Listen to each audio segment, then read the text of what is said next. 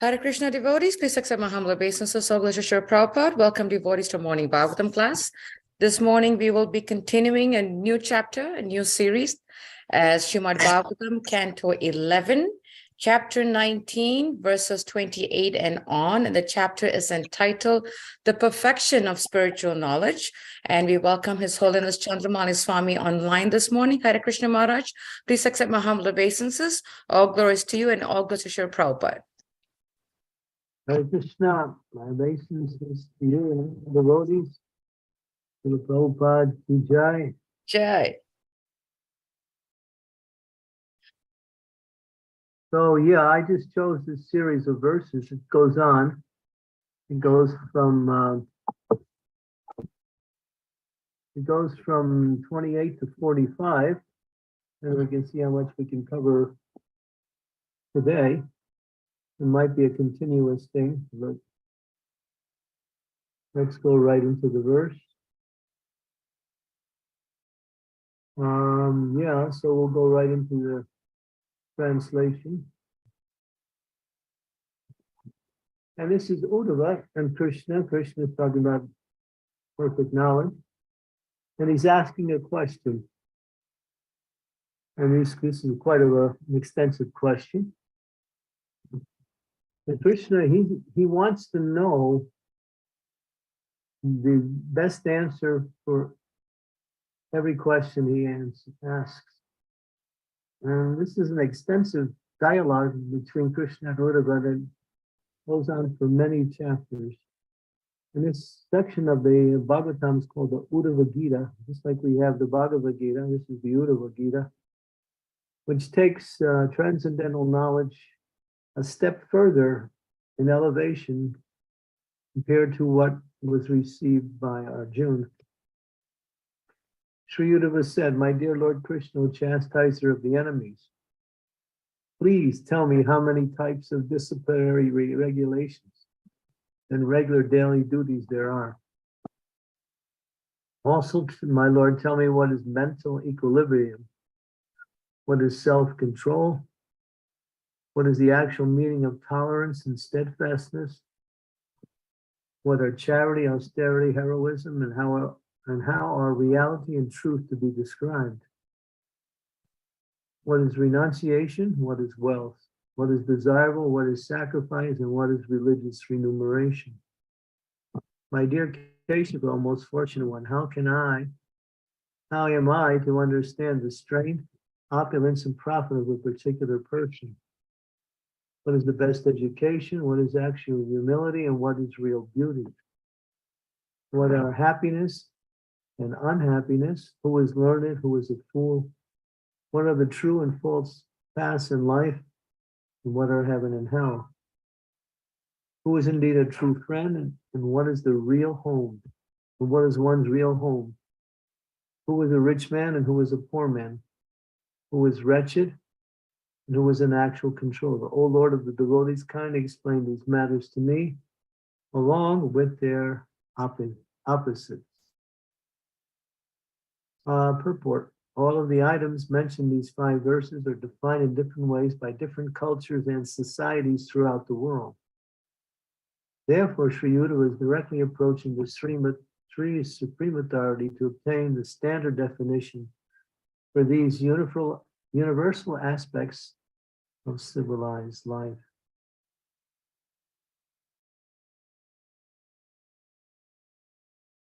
Sri Bhagavan Uvacha. Yeah, continue, go down the page. Translation. The Supreme Personality of God had said, nonviolence, truthfulness, not coveting or stealing the property of others, detachment, humility, freedom from possessiveness, trust in religious principles of religion, celibacy, silence, steadfastness, forgiveness, and fearlessness are the 12 primary disciplinary principles.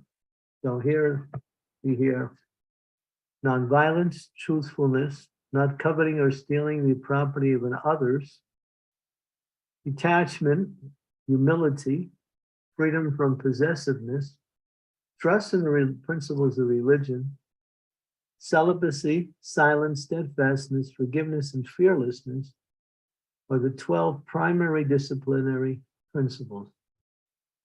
Internal cleanliness, external cleanliness, chanting the holy names of the Lord, austerity, sacrifice, faith, hospitality, worship of me, visiting holy places, acting and desiring only for the supreme interest, satisfaction, and service of the spiritual master are the 12 elements of regular prescribed duties. These 24 elements bestow all desired benediction upon those who devotedly cultivate them. Next verse. Maharaj, may I request if we could tilt your screen a little bit back because we can't see your eyes, Maharaj. Perfect. Thank you so much, Maharaj. Thank you. I'm sorry. Okay, next, Krishna continues, absorbing the intelligent me constitutes mental equilibrium, and complete discipline for these senses of the senses is self-control. Tolerance means patiently enduring unhappiness, and steadfast occurs when one conquers the tongue and genitals. The greatest charity is to give up all aggression towards others, and renunciation of lust is understood to be real austerity. Real heroism is to conquer one's natural tendency to enjoy material life, and reality is seeing the Supreme Personality of Godhead everywhere. Truthfulness means to speak the truth in a pleasing way, as declared by great sages. Cleanliness is detachment and fruitive activities, whereas renunciation is the sannyas order of life. The true desirable wealth for human beings is religiousness, and I, the Supreme Personality of Godhead, am sacrifice. Religious remuneration is devotion to the acharya with the purpose of acquiring spiritual instructions, and the greatest strength is the pranayama system of breath control. Purport. Okay. Lord Krishna herein describes those qualities that are desirable for persons advancing in human life. Sama, or mental equilibrium, means to fix the intelligence on Lord Krishna. Mere peacefulness without Krishna consciousness is a dull and useless state of mind. Dhamma, or discipline, means first to control one's own senses. If one wants to discipline one's children, disciples, or followers, without controlling one's own senses, one becomes a mere laughingstock. Tolerance means to patiently endure unhappiness, such as that provoked by the insults or negligence of others. One must also sometimes accept material inconvenience to carry out the injunctions of the scriptures, and that unhappiness must also be patiently endured. If one is not tolerant of the insults and abuse of others, nor tolerant of the inconveniences that may arise from following authorized religious scriptures, it is simply foolishness for him to make a whimsical show of it, tolerating extreme heat, cold, and pain, and so on, just to impress others. Concerning steadfastness, if one does not control the tongue and the genitals, any other steadfastness is useless. Real charity means to renounce all aggression towards others. If one gives money to charitable causes, but at the same time engages in exploitive business enterprises or abusive politics, one's charity is worth nothing at all. Austerity means to give up lust and sense gratification and to observe prescribed vows such as Ekadasi. It does not mean inventing whimsical methods of torturing the material body. Real heroism is to conquer one's lower nature. Certainly, everyone likes to propagate his own fame as a brilliant person, but everyone is also subjected to lust, anger, greed, and so forth. Therefore, if one can conquer these lower characteristics, generate from the modes of passion and ignorance, one is a greater hero than one who merely destroys their political opponents through intrigue and violence. One can develop equal vision by giving up jealousy and envy, and by recognizing the existence of the soul within every material body. This attitude pleases the Supreme Lord, who then reveals himself, solidifying forever one's equal vision. Merely describing things that exist does not constitute the last word in the perception of reality. One must also see the true spiritual quality of all living beings and all situations. Truthfulness means that one should speak in a pleasing way so that there will be a beneficial effect. If one becomes attached to pointing out the faults of others in the name of truth, then such fault finding will not be appreciated by saintly persons. The bona fide spiritual master speaks the truth in such a way that people can elevate themselves to the spiritual platform. And one should learn this art of truthfulness. If one is attached to material things, his body and mind are understood to be always polluted. Cleanliness, therefore, means to give up material attachment, not merely to frequently rinse one's skins with water. Really, renunciation is giving up one's false sense of proprietorship over one's relatives and wife, and not just giving away material objects. Real wealth is to be religious. Sacrifice is the personality of Godhead himself, because the performer of sacrifice, to be successful, must absorb in consciousness in the personality of Godhead and then temporary material rewards that may accrue from sacrifice. Real religious remuneration means that one should serve saintly persons who can enlighten one with spiritual knowledge. One may offer remuneration to a spiritual master who has enlightened him by distributing this same knowledge to others, and thereby pleasing the Acharya. Preaching word thus constitutes the highest form of remuneration. By performing the pranayama system of respiratory control, one can easily subdue the mind, and one who can in this way perfectly control the restless mind is a most powerful person. Next verse.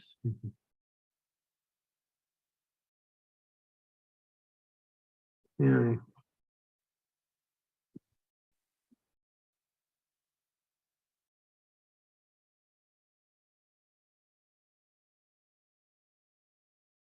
Actual opulence is my own nature as the personality of Godhead, to which I exhibit the 6 unlimited opulences. Supreme gain in life is devotional service to me, and actual education is nullifying the false perception of duality within the soul.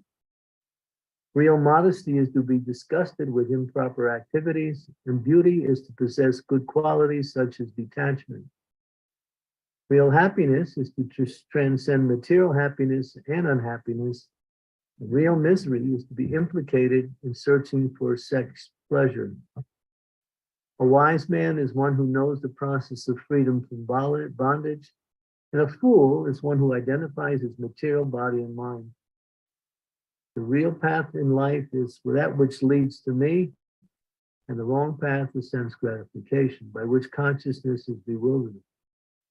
Actual heaven is the predominance of the mode of goodness, whereas hell is the predominance of ignorance. I am everyone's true friend, acting as a spiritual master, of the entire universe, and one's home is the human body. My dear friend Uddhava, one who is enriched with good qualities is actually said to be rich, and one who is unsatisfied in life is actually poor. A wretched person is one who cannot control his senses, whereas one who is not attached to sense gratification is a real controller. One who attaches himself to sense gratification is the opposite, a slave. Thus, Uddhava, I've elucidated all the matters about which you inquired. There's no need for more elaborate description of these good and bad qualities, since to constantly see good and bad is itself a bad quality. I'll read that again. There is no need for more elaborate description of these good and bad qualities, since to constantly see good and bad is itself a bad quality. The best quality is to transcend material good and evil. Purport.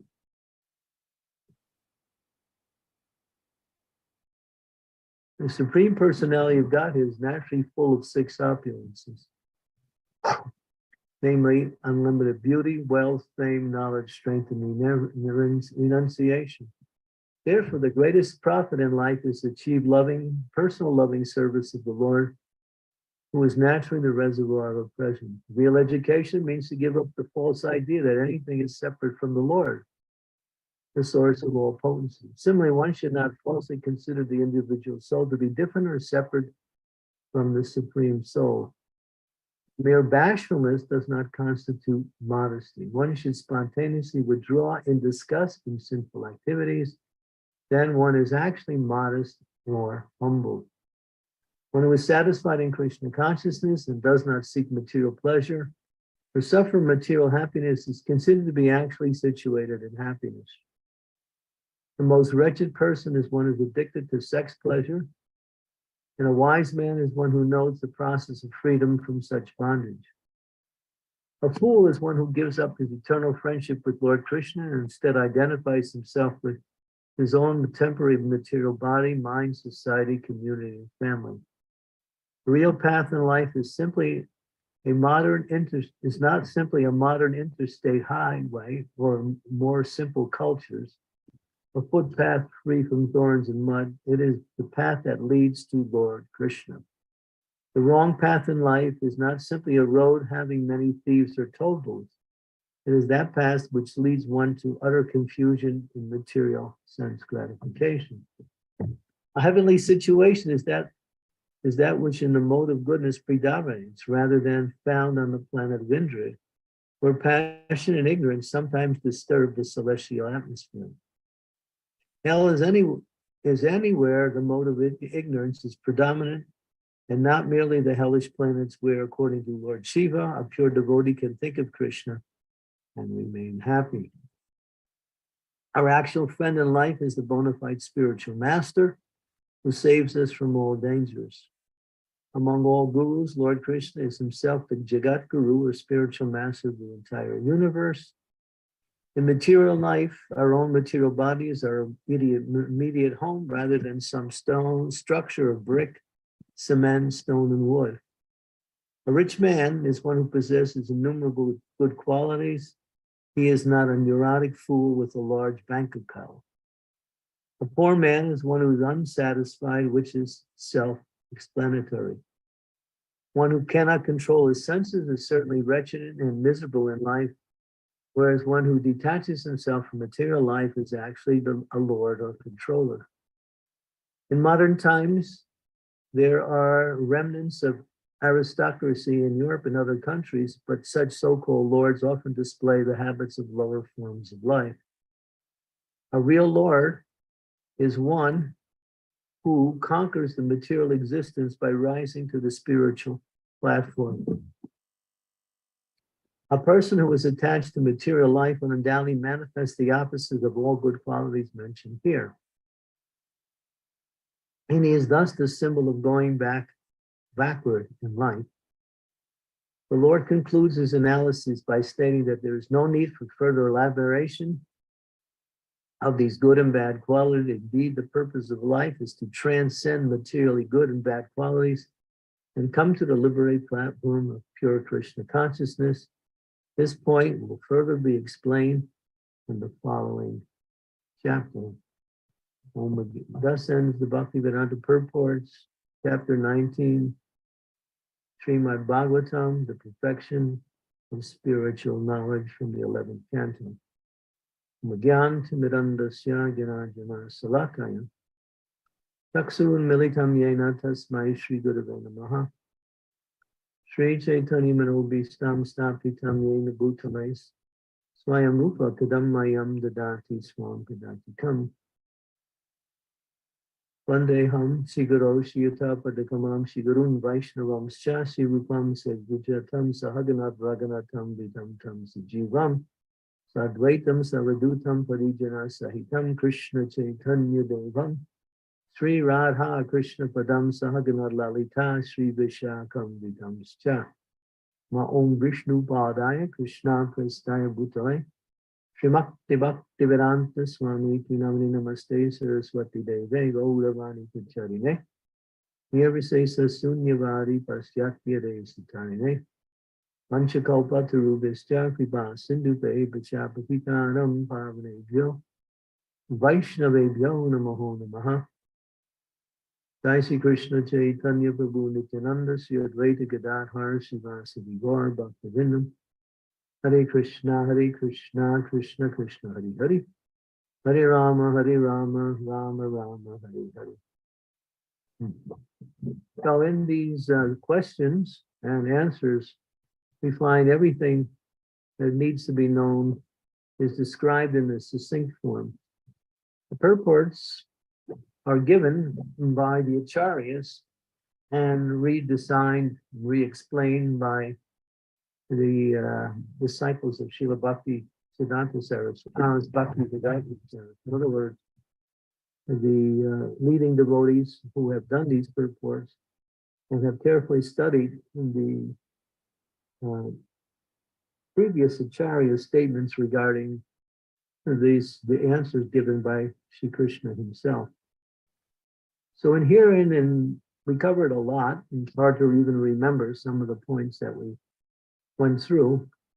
But before I explain some of these things, I would recommend that devotees do a study of these verses, beginning from verse number 28 to the end of the chapter, and carefully see, we have so many questions, and when we can see the questions and the answers in a succinct form, we can get a basis of what is the actual understanding in each and every situation we find ourselves in. In essence, the most noble of all qualities is self-control. One who can control the mind and senses and is not disturbed by the changing material energies, such as the good and evil that is so-called defined in this material world. From the highest platform in the spiritual world, we find that the examples of good and evil do not apply at all. Why? Because good and evil is simply a perception of the different activities and characteristics of what goes on in the material world. Beyond that, there's only transcendental goodness, or what we call spiritual goodness, or what we might say is called Sudasattva, pure goodness. There's no such thing as evil. Therefore, one who is engaged in devotional service understands that by carefully controlling the mind and senses and learning to stay fully engaged in devotional service with the understanding to offer the activities of devotional service as a service to the Supreme Lord, and to hear and chant the glories of the Lord, and to awaken one's attachment to the Lord by such process, one can, in essence, understand all of the questions and answers that we had here. Krishna is giving a very succinct answer And you'll see in later parts of the next chapter, chapter number 20, Krishna explains things in even a more detailed way. Therefore, this 11th canto, starting with chapter 8, I believe, and going all the way to the end of the chapter, except for the last two chapters, which means from 8 to 29, there is an elaborate discussion on transcendental subject matters between Krishna and Uddhava. And all of this knowledge is Krishna Uddhava is making sure that nothing is left out in his questions to Krishna. He wants to know everything. He also wants to know the different types of religious processes and what is the best of all of them. He wants to know what is the perfection of the highest form of religious process. And he wants to know also what is the goal of these activities. So everything is there in these discussions. So you can look and study this little dialogue that's here along with the purports given by the acharyas and expanded on by the local acharyas. And you'll find the answers to your questions. But if you really took note of our discussion, you'll see that the essence is about personal self-control, controlling the mind and controlling the senses, and engaging that controlled mind and senses in the service of the Supreme Personality of Godhead. Sometimes you see there's an exhibition of mind control by the non-devotees or people who live and work in the material energy. But that mind control is more or less to focus on the activities of material life in such a way as they can extract the best amount or the maximum amount of sense gratification by that material focus. So that kind of mind control, as it's mentioned here, is not really a good quality because it simply leads to degradation. But one who controls the mind and senses and does not become allured by the attractions of the material energy and fixes those mind and senses upon Krishna in devotional service can develop all of the opulences as mentioned here, beauty, wealth, strength, fame, knowledge, and renunciation, automatically through the process of pure devotional service.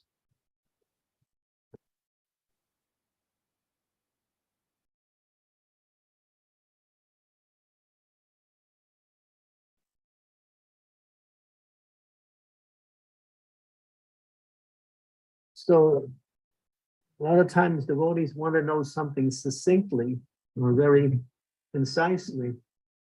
So in this discussion, you'll find the answer to many of your questions. And of course, once you have the answer, then you have to understand how that answer applies to your situation, and therefore further questions are needed. At least you have the foundation by which to understand anything. And the last thing is Krishna says the best quality is to transcend material good and evil, because anything in the material world is bad. And that statement is made by Sri Chaitanya Mahaprabhu, who says, some people say this is good and others say this is bad, but I must say this is all mental speculation. Everything in the material world is bad. Why? Because even the good qualities in the mode of goodness, although it mentions here, some of these should be applied in certain circumstances, keep one attached to the material energy in a very nice way. So you have what is called the modern moralist, or the person who is the do-gooder within society. He's interested in everyone's best interest, gives in charity, performs sacrifices on his own personal level, and wants to assist in many ways he can to uplift people in the material world who are suffering from the lower modes of passion and ignorance. But even that person, as explained by Srila Bhaktivinoda Thakur in one of his books, is another form of diversion away from the Supreme Personality of Godhead, who is the real beneficiary of everyone, and not some material arrangement that people can make simply by elevating lofty qualities such as the modes of goodness. Here it mentions real education means to give up the false idea that anything is separate from the Lord. This is a very, very important quality because there is nothing as separate from the Lord. And one who can connect everything with the Lord and understand what is the nature of that connection, just like we mentioned yesterday, that Krishna allows a living entity to their independence. And through that independence, or false sense of independence, they create many activities which further separates them from the Lord. Now, Krishna doesn't create these things, but he allows the independence of the living entity to exist in order for that independence to be used as a feature of getting back to Krishna. In other words, love must allow itself freedom of choice. But Krishna doesn't want us to do the wrong thing, but then again, he doesn't interfere with us. But he does interfere with us by always reminding us and creating different situations by which we can come to the right standard of education and proper activity, which means devotional service to himself. So these are some of the things. I just did a quick summary of the summary that was given here. So we'll open it up for any questions because there's a lot here. If there's something you want to expand on, please ask your questions accordingly. Thank you so much, Marge. Yes, as you mentioned, Marge, it's such an extensive verse. And if anyone would like me to go back to any of these 3 verses, the purports, for you to pick a question, please do let me know, and I will definitely go back, and we are opening up for questions. I can go back right now, just in case any one of you would like to refer to a question. And please do raise your hand, so at least I will, be in order with. Wait, did I go too far? I think I did, Krishna. If you want to go back to the beginning, it's yeah. Thank you, Maharaj. So if there are any questions, please. Okay, there is one, Maharaj. This is from Arati. Hare Krishna, dear Guru Maharaj, please accept my humble obeisances. All Guru Shri Prabhupada. I didn't understand the point of it being a bad quality to see good material qualities in others. I understand that coming to the liberated platform is a good consciousness, but if a grihastha is doing well in one's job and is also carrying out devotional service, isn't that a good thing? Well, if they're carrying out devotional service, then that is the ultimate good that one can perform. But just material good qualities in the mode of ignorance still keeps one entrenched within the material world. As long as you add devotional service, then everything that you do, which is mentioned here as some of the principles that by which religious activities are governed, such as austerity, humility, sacrifice, silence, celibacy, all of these characteristics, they simply are supportive of the ultimate goal, which is devotional service to Krishna. So yeah, we don't praise a person's material situation as being their good qualities. We praise their good qualities as being their connection with Krishna in devotional service.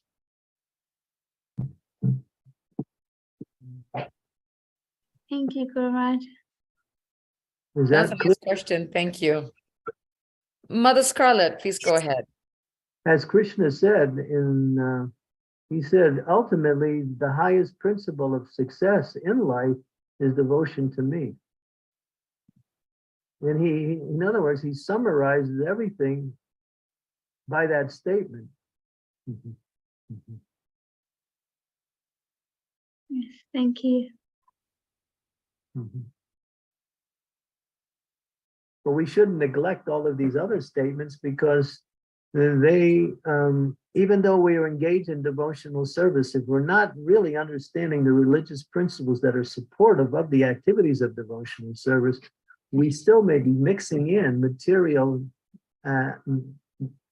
activities or material desires with our devotional service. And therefore, we think that's okay, but it's not. Because it still keeps one, what we say, part in mixed devotional service. And mixed devotional service ultimately has to move towards going to pure devotional service. If it doesn't, that mixed devotional service will start dragging one down, back down towards the material energy. Just like it says that you perform devotional service, if you're not moving forward, you're moving backward. And even if you have one material desire, which is very subtle, that one material desire can again cause you to regress back into the material world in the full way that you were maybe at the very beginning when you started. So you can't stop devotional service, you have to keep going. And all of these qualities that are mentioned here, chanting, austerity, sacrifice for worship, silence, and all of these things, these are supportive, and therefore they have to be followed in order for your devotional service to continue.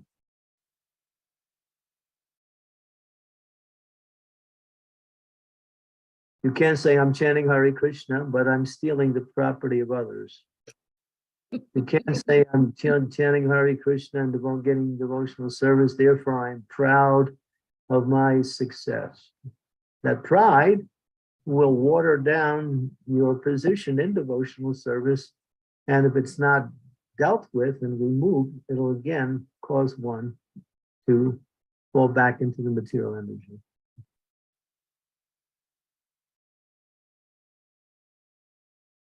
Is that clear, Arti? Crystal clear. Okay. Thank you very you. much. Mother Scarlett, you can go with your question, please.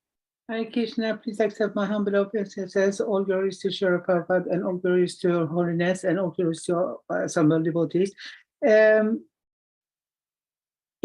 a couple, both are devotee, a married couple, both are devotee, and both of them try to do devotional service and so on, but the man says that you should do this for me. If you don't, I will divorce you and go and marry with a non-devotee because I can get from her. Is it allowed, or is it stupid thinking? Well, that man you're talking about, you said the couple is engaged in devotional service.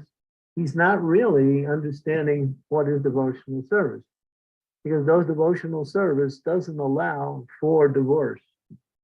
Divorce is not allowed within the process of devotional service, because all of the problems that one may encounter in relationships are easily understood and solved by the process of pure devotional service to Krishna. And so, therefore, you can't really say he's properly situated in devotional service. He's not.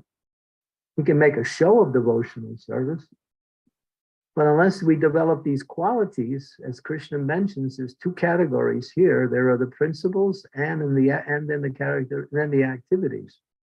The principles support the activities. If the principles are not followed, the activities will again fall down into the material energy.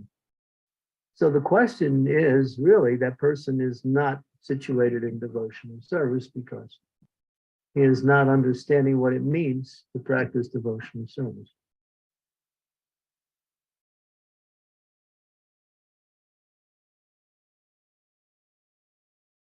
Hope that helped, Mother Scarlett. I have my next question. In case that the man is insisting and doesn't give up and says, I'm going to divorce you and divorce her, is it like, because I have read in the Shastras that the woman should see the man as equal as God and abide him and serve him and so on. So if the woman says, no, I'm not doing it, I don't care if you divorce me, does this mean that she do against Lord Krishna's You can't wishes? really, you can't come up with a solution based on two people who are not following. You can't say that this is a situation where you can give an absolute answer to that because they're not following. Both of them are not following. Okay. Follow the principles, just like we say, no illicit sex, no meat eating, no gambling, no intoxication. And so you say, I'm chanting Hare Krishna, I'm going to the temple, I'm taking Krishna prasadam, I read the books, but I don't follow the four regulative principles. I follow 3.5 or 3. Then your devotional service is watered down and tainted by these negative, sinful activities. So in the same way, you're applying the same principles to that scenario you just gave me. They're both not following the principles that make up devotional service. So what is the answer? The answer is both of them have to come to following those principles, and then you can find the ideal situation. What they both need is counseling in order for both of them to come to a spiritual understanding of what is the problem between them. And that counseling is meant to bring them back to engage in devotional service.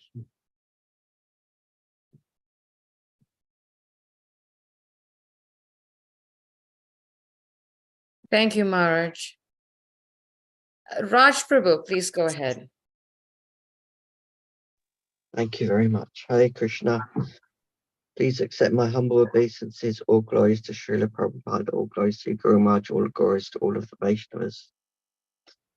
Maharaj, the verses were long. There was so much in them, and I can't remember a lot of what was in there, but I did remember one thing that was striking me in almost every sentence, and it was around attaching to the spiritual. That seemed to be a common thread.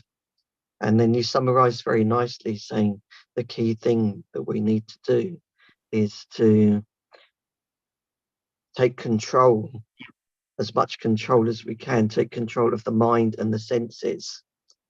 And in itself, controlling the mind and senses is an incredibly difficult task to do. But I kind of like to see that perhaps there's an easy way around this, because recently I've been like practicing something that where if something agitates my mind, then I just pause, and then in my head I'm chanting the holy names with as much heart as I can possibly muster. And I find that A, it's relishable, and B, the agitation disappears and I can focus on the spiritual. So I just wanted to check in with you if I can carry That's the on like that, problem. or I should adjust somehow. That's the process. To transcend these agitations by coming to the spiritual platform, or the platform where these agitations don't exist. When you go to the spiritual platform, you're rising above the material good and evil. The soul is by nature pure, and the soul is always connected to Krishna. But in contact with the external energy, the soul becomes led by the mind and the false ego, and undergoes all of the tribulations. But all of these tribulations that come by which of material energy are simply an illusion. It's like a dream. Nothing and everything materially happening to you both in your waking and dreaming hour is simply a dream. It's nothing. None of these things are happening to you. They're happening to your body, and you're happening to your mind, but they're not happening to you. But because you identify with the body and mind, you identify with the situations that are in front of you. Therefore, the best solution is that, as you said, is take shelter of this holy name of the Lord and gradually elevate your consciousness to the spiritual platform where these agitations and turbulences caused by the illusionary energy do not exist.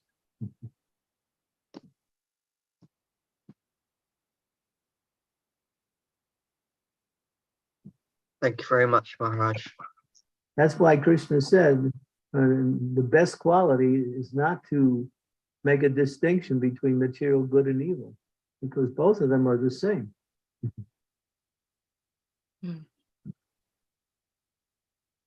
It's hard to understand that because we're so much enwrapped within these modes of material energy. Cultivate the good qualities that are mentioned as a feature of one's character and personality, and along with the activities one performs, and engage in devotional service. The good qualities alone will not save you. Devotional service was the only thing that can save you, but in order to get to devotional service, one has to cultivate those qualities that are supportive of devotional service. That's what Krishna is mentioning here, these 12 principles.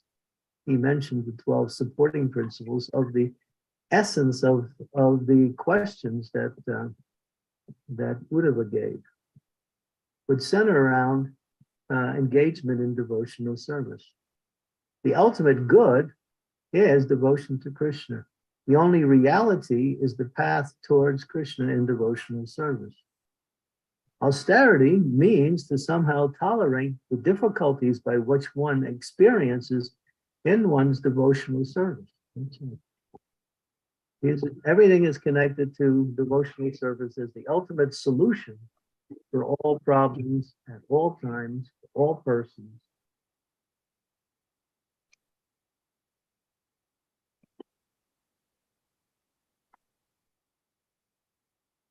Hope that helped, Raj Prabhu. Thank you very much. It's Thank very you. powerful. Thank you. Arti, please go ahead.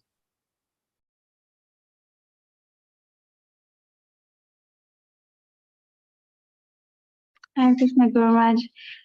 I was just wondering in Scarlet Mataji's question, where one of them in that partnership said no, was their fault?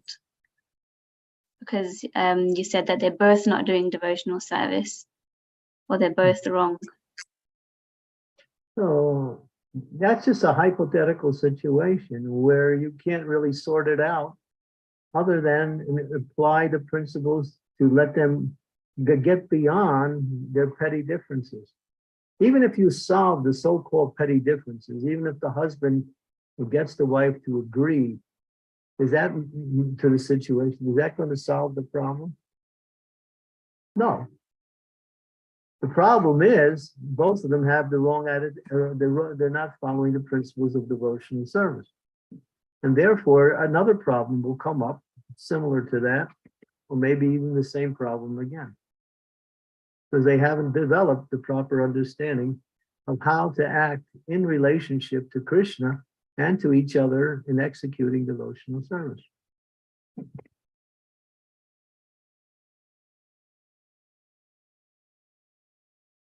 Okay, thank you. As Prabhupada said, if you're Krishna conscious, there's no problem.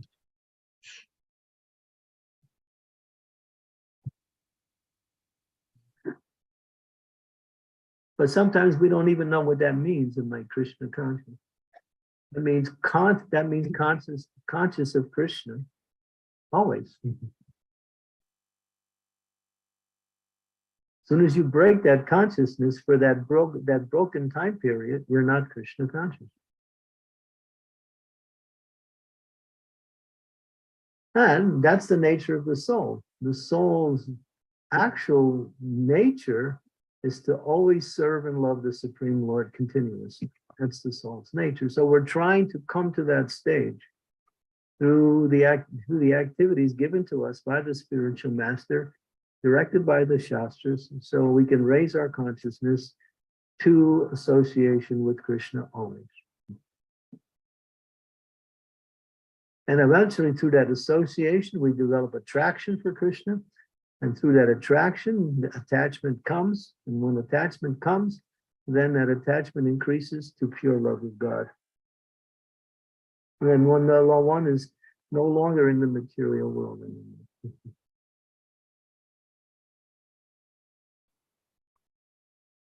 Thank you.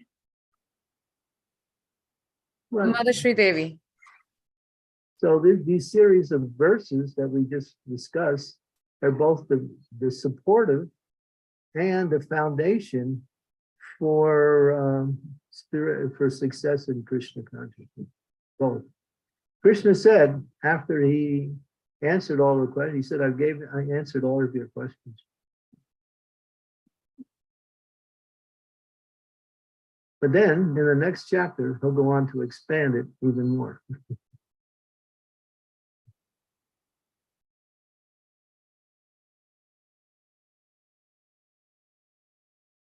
All yours, Sri Devi.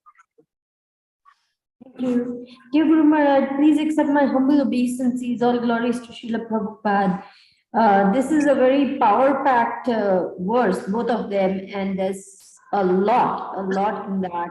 I'm still trying to understand your reply to Arti's question, which continues to be my question, because I didn't quite get the answer about the very last line, that there's no need to constantly see good and bad, because seeing that itself is a bad quality. I thought that we are meant to root out the bad qualities and actually practice good qualities. So if we don't see the bad qualities, how on earth are we going to uproot them?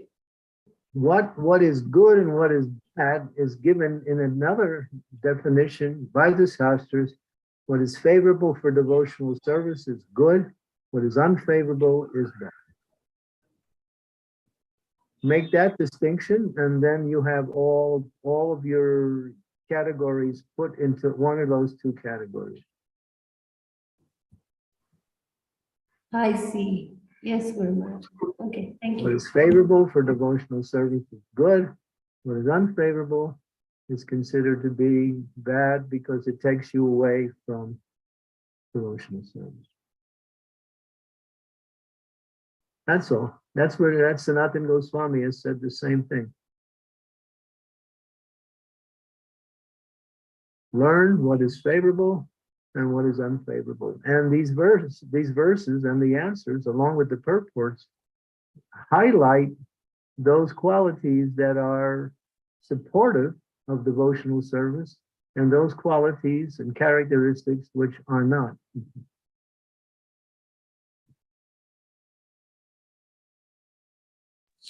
Yes, Guru Maharaj, very powerful, and a lot to read, absorb, meditate on right there. Thank you today for doing these two verses. And even those qualities that are supportive, that support devotional service, and if the person is not engaged in devotional service, and all these qualities may look good, but they're bad because there's no devotional service.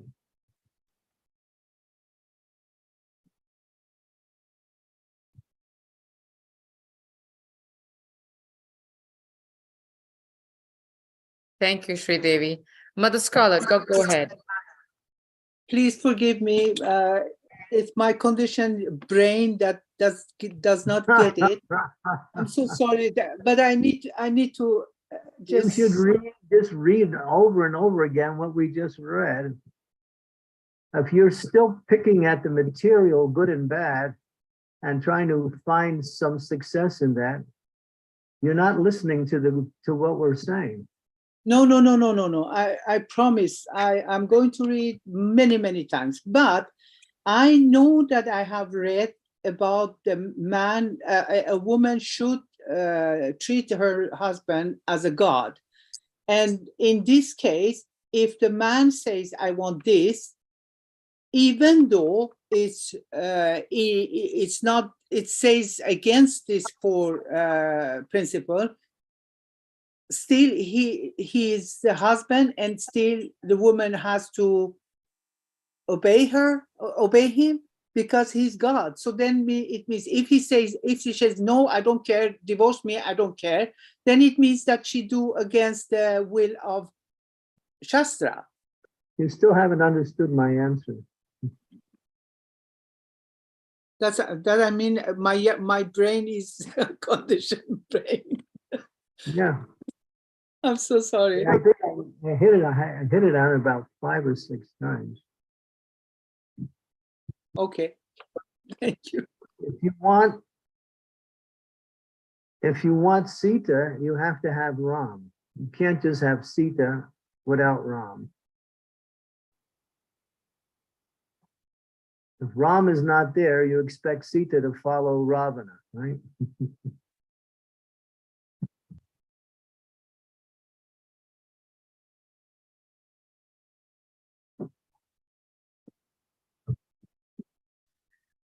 Maharaj, when you mentioned Sita and Ram, I remember I was laughing because I remember a similar situation many years ago in Gitanagari. We had a similar thing, and I remember Mother Rajalila was telling this woman, if you want Krishna, you have to be Radha. You cannot get Krishna, you're not going to be Radha. So thank Same you. thing. And that always stuck with me, Maharaj. Same thing. Thank you. Any questions? Yes, Rajesh, Prabhu, please go ahead. And if I can request your voice to please show, turn on your videos if possible, that'd be really, really nice. Thank you. Go ahead, Rajesh. Thank you, Mataji. Hare Krishna Maharaj, Hare Krishna. The devotees, my Danda pranams. Maharaj, wow, that's some serious verses. And you explained them really, really well. I think, Maharaj, maybe I definitely have to read verses again several times, and I'm looking forward to the next part, more explanations. But there's a particular scenario I'm going to ask you about, if I can, Maharaj. So, like, in terms of having the quality of truthfulness, if I find that sometimes trying to be truthful leads to, the criticisms, and you kind of find your own kind of anxiety getting worse, and you kind of find that actually, I'm developing a bad quality. Let me say I already something. have that bad quality. Let me say. So, is it better to stay quiet? Let me say something. When Krishna told Yudhisthira to tell a lie, Yudhisthira could not lie. He was known as truthfulness personified. He was called Dharmaraj. He never told a lie in his life. Krishna wanted to kill Asvatthama. I'm sorry. Yeah, Krishna wanted to kill Dronacharya. And he knew there was no way to kill Dronacharya but to destroy his mental equilibrium about his son. So Krishna told Yudhisthira to say, Asvatthama is dead, which was not true. Asvatthama was not dead. But Krishna told him to say that. Yudhisthira couldn't do it. He couldn't follow the instructions of Lord Krishna. And therefore, he didn't do it. And therefore, his chariot used to fly above the ground because he failed to follow Krishna's statement, which was a lie. But Krishna wanted to use that for a higher religious principle. He didn't follow. And therefore, his chariot hit the ground. And he was criticized for not following Krishna by being too truthful in the material sense. because truth, morality means Krishna, or allegiance to and following of Krishna. So you got to get beyond these dualities of good and bad and come to the point of what is Dharma. If you support Dharma, Dharma supports you. If you go against Dharma, then you will be ruined by adharma. So this would, yeah, there's that saying, what is it? Dharma and Rakshase Dharma, or Rakshasi. In other words, if you protect Dharma, Dharma will protect you. If you protect truth, you just didn't fail to do that. And he couldn't tell a lie. So he didn't follow that. And because he didn't follow that, he disobeyed Krishna's instructions. Krishna accomplished what he wanted in another way. He was able to do it in a roundabout way to somehow destroy Dronacharya by saying that Asvatthama was dead. He was referring to an elephant who had the same name. And in that way, he didn't tell Dronacharya that Asvatthama is dead, but not his son. It was an elephant. And when Dronacharya heard that, his spirit was broken, and he was easily defeated on the battlefield. And they knew unless killing Dronacharya, the Pandavas would not be successful. So Krishna apparently went against Dharma, but Krishna can't do that because Krishna is Dharma. That's why people criticize Krishna. Oh, he initiated a war, but that war was Dharma Yudra. It was bringing about the highest religious principle by destroying irreligion. And Krishna was personally present to orchestrate that. So following the instructions carefully and absorbing yourself in devotional service is the highest form of dharma.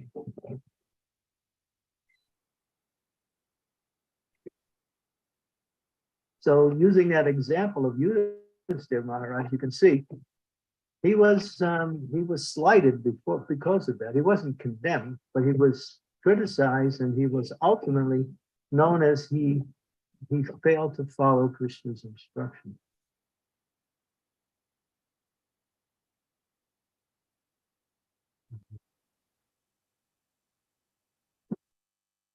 I hope that helped, Rajesh Prabhu.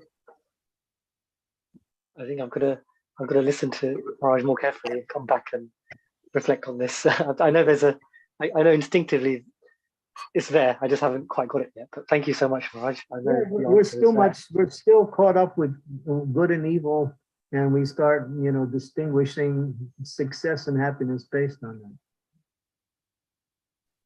We follow the moral principles to get to the mode of goodness, and then we transcend the mode of goodness by engaging fully in devotional service. So if we're still in the lower modes, you better make distinctions between good and bad in order to get to the mode of goodness. But but Krishna is not talking about that now. He's talking about what is pure goodness beyond all the three modes of material nature. So we're talking about higher principles in this discussion here amongst these, between Uddhava and Krishna. We're not simply talking about raising up from the lower principles to the higher principles of material life. But some people see as the success of life. That's the materialist.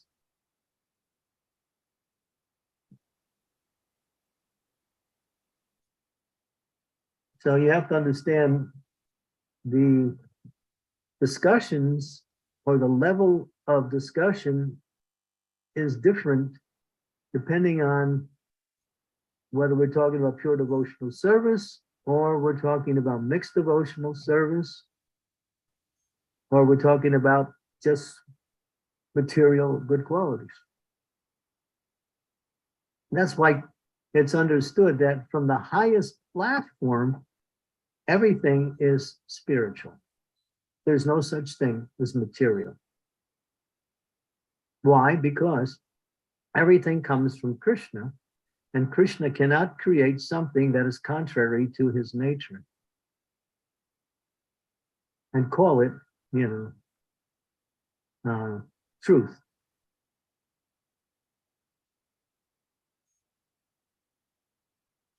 Does that make sense? I'm giving you another absolute statement. There's nothing material from the highest platform, but don't try to act on that platform because you'll fall down. That's why Krishna is talking about the principles that support pure devotional service. It gets you to the highest platform. Those principles you have to follow. That's what this discussion is about. I think that something's beginning to seep into my foolish rascal brains, Raj, that work on the principles and then try and focus on devotional service, work on some, and some of the other higher qualities will come in due time, hopefully, but not to kind of work on the foundations first. Try to. Simultaneous. Simultaneously. Okay, Maharaj. I was trying to be a bit rascalish there, but yeah, you caught me. Thank you, Maharaj. Yeah, we're catching rascals and we're de-rascalizing them. I'm in the right place. Thank you. That was a very nice question. A rascal is one who thinks they know better than Krishna. That's a rascal. They know more than Krishna, or no, they know better than Krishna. That's a rascal.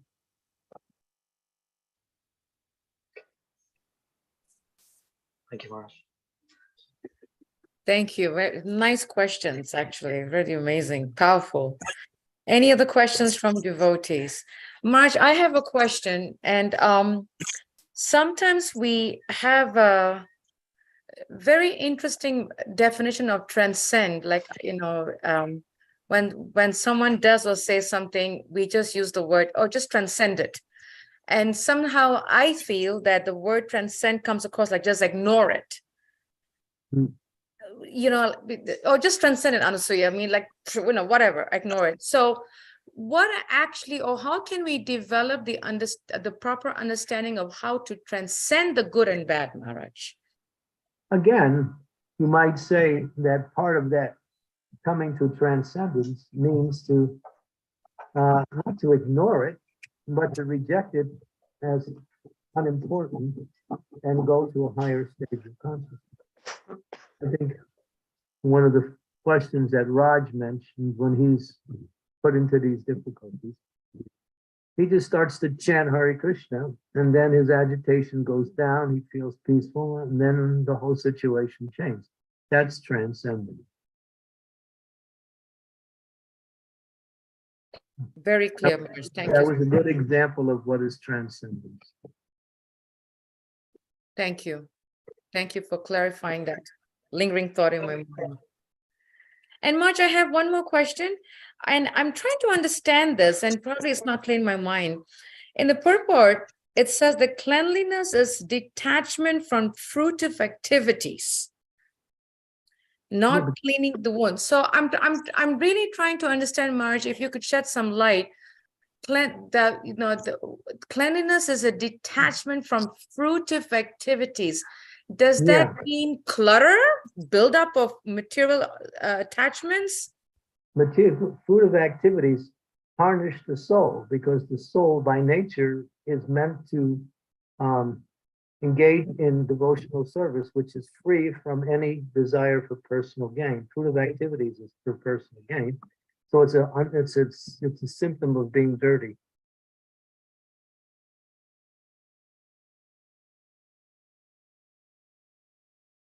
Okay. That's pretty deep. Prabhupada would say the disease is personal interest. That is the disease. And that's a form of dirtiness. When we have personal interest, we act in a fruitive way, and we accumulate the results of these activities within the different modes and we get contaminated by that mode. So that contamination is a source of uncleanliness for the soul. We're not talking about the body in that case. We're talking about the souls becoming tainted by self-motivated activities.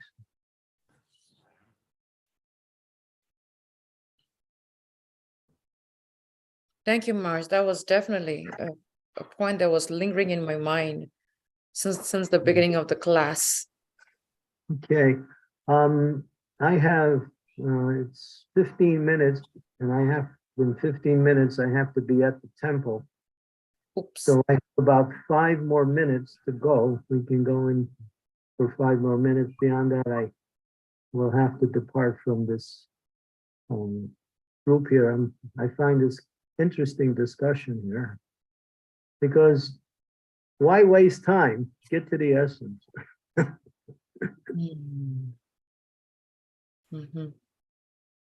Marge, I have to say that you made my service so easy today because you chose a very interesting, intriguing, mind-boggling verse that created so many questions, Marge. Thank you so much. Okay. We'll keep trying to find more mind-boggling verses. Marge, this was definitely a mind-boggling verse, Maharaj. It was like power-packed, and I knew, actually I was praying, let's get some questions, and it was rolling. I was like, thank you, Krishna. Although I had 3 already listed on my thing, but thank you, Maharaj. Okay, I'm glad you came to the platform of pure devotional service and No, Marge, not devotional service. No, Marge, I'm still very fallen, extremely fallen. Yes, Sri Devi, please go ahead. I'm sorry, Mataji. I'm still, my mind is still trying to wrap itself around all these different things about morality, transcendence, and so on. So Guru Maharaj, say charity, I want to give something in charity. Like just recently I was in Bombay and I was being driven from one place to another, and this poor Uber cabbie was telling me, his hard luck story, and I felt so sad. I said, okay, how much money do you need? How much money do you want? And I was almost on the verge of giving him something, but then, some good sense prevailed. And I said, wait a minute, let me not just rush forward with this. Let me consult a few people. And then later on, I was thinking, but giving him money, is that the solution? Is that really what's going to help him? Because he might just go and do something or buy something thinking this is good for me, but it may not. But at the same time, I was remembering about charity, giving to a worthy person in a worthy place, etc. Then again, charity, penances, austerities are not meant to be given up because they purify even great souls. So one must give to a needy person. So I'm all confused about where and how to give charity, because devotees are by nature compassionate. So if you could just help out a little bit with that. Krishna explains both in the 17th and 18th chapter these qualities in the different modes.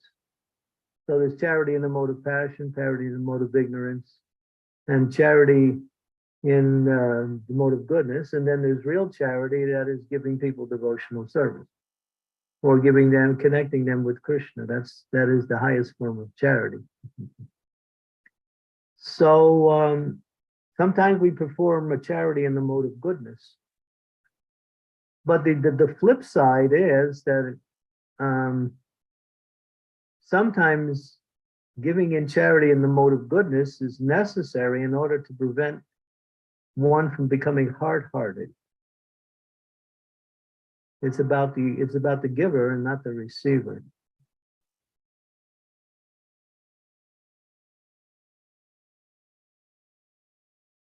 Because hard-heartedness is a detriment or a block to one's practice of devotional service. The devotee is by nature soft-hearted.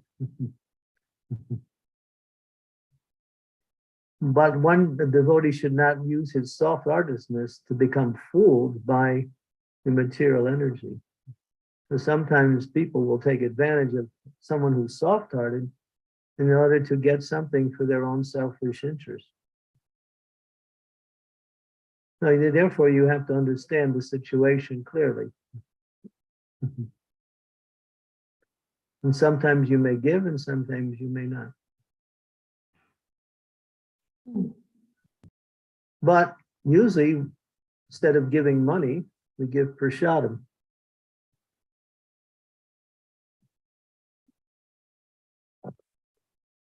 Or we give people an invitation to come to the temple. Or we give them a mantra card and explain how you can solve all your problems simply by chanting this mantra. So one has to see the situation and use the intelligence on how to apply the solution. Okay, I must depart because I have a service that begins at 10 minutes at the temple. And I still have to get there. Thank you so much, Marge, and thank you to all the devotees for joining us. Vanchakaptibhyascha, Kripasindabevacha, Patitanam Pavanebhyo, Vaishnavebhyo Namo Namaha. Srila Prabhupada ki. His Holiness Candramauli Swami ki. Jai. Thank you so much, Thank Marge. you, Guru Maharaj. Thank you very much. Thank you, Guru Maharaj. Thank you. Guru Maharaj, Hare Krishna. Wait. Devotees, hold on. Marge has something to say. Timothy, I'll contact you for tomorrow's class. There may also be a little bit of an alteration. Yes, And good. I still have to work that out yet. So I'll let you know about tomorrow's class. Sure, Guru Maharaj. Thank you so much. Okay. Hare Krishna. Hare Krishna. Hare Krishna, Maharaj. Thank you. Krishna Maharaj, thank you very much. Hare Krishna. Thank you. When nothing else works, just take prasad. Haribol. Hare Krishna. Thank you, Guru Maharaj.